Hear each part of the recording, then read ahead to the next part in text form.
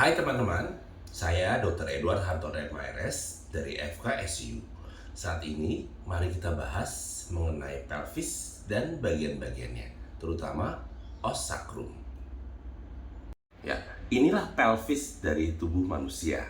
Ya, pelvis disusun oleh 3 tulang besar. Di bagian posterior yaitu sacrum, sedangkan di bagian sinistra dan dextranya yaitu adalah os coxa atau kalau sepasang disebut os coxae. Dengan pertemuan di depan nanti adalah simfisis pubis. Mari kita bahas satu persatu dari os sacrum terlebih dahulu. Oke, ini adalah os sacrum. Jika kita lihat dari bagian ini adalah bagian dari anterior. Kalau bagian ini adalah bagian lateralnya. Sedangkan sini adalah bagian posteriornya. Ya, ini lateralnya juga. Baik, kita bahas mulai dari anterior. Anterior dari sacrum, sacrum sendiri merupakan gabungan dari 5 tulang yang telah berfusi sehingga menjadi satu ya. 1, 2, 3, 4, 5. Ya. Penonjolan di bagian ini adalah yang disebut promontorium dari sacrum. Sedangkan yang seperti sayap ini disebut ala atau sayap artinya. Ya. Kemudian kita bisa melihat lubang-lubang ini. Lubang itu nama latinnya foramen, tapi kalau banyak disebut foramina. Nah, ini adalah foramina sacralis anterior, di mana nanti nervus spinalis akan keluar menuju areanya masing-masing melalui lubang-lubang ini.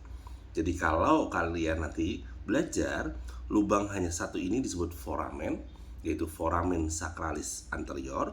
Tapi kalau ditunjuk lebih banyak ini menjadi foramina sacralis anterior. Kalau kita lihat dari sisi lateral, maka bagian yang paling penting adalah ini, yang disebut facies auricularis sacralis. Auricularis itu seperti telinga, ya.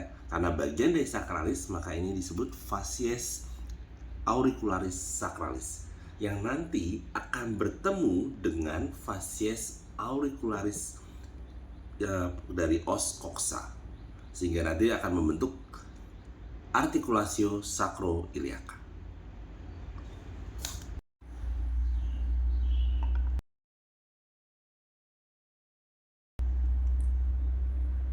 Nah, sacrum jika kita lihat dari belakang posterior, maka akan terlihat ada banyak penonjolan ini yang disebut crista, dan juga ada bolongan-bolongan seperti tadi yang di anterior. Nah, bolongan ini juga disebutnya adalah foramen. Karena bolongannya banyak, maka disebut foramina. Foramina sacralis posterior.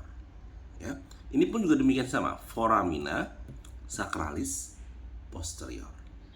Nah, yang ini ya, penonjolan ini karena di tengah dia disebut crista sacralis mediana, yang awalnya sebelumnya dia adalah processus spinosus kalau di vertebra yang lain, tapi karena ini berfusi menjadi satu, maka dia berubah menjadi crista sacralis mediana.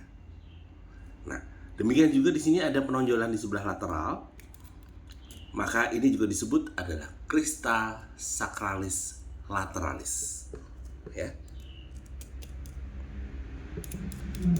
Ya, itu crista sacralis lateralis yang dulunya adalah processus transversus dari vertebra yang lain, karena berfusi akhirnya menjadi crista. Oke, setelah itu ini adalah processus articularis superior.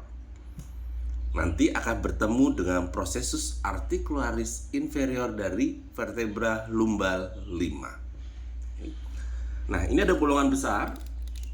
Ini adalah canalis vertebralis.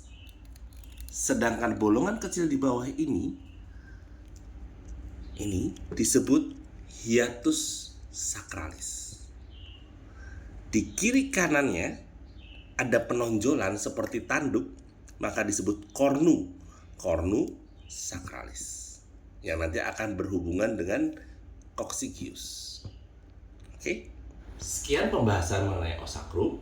Mari kita lanjutkan nanti di video berikutnya, kita bahas mengenai os kokse sebagai penyusun dari pelvis manusia. Sekian, terima kasih.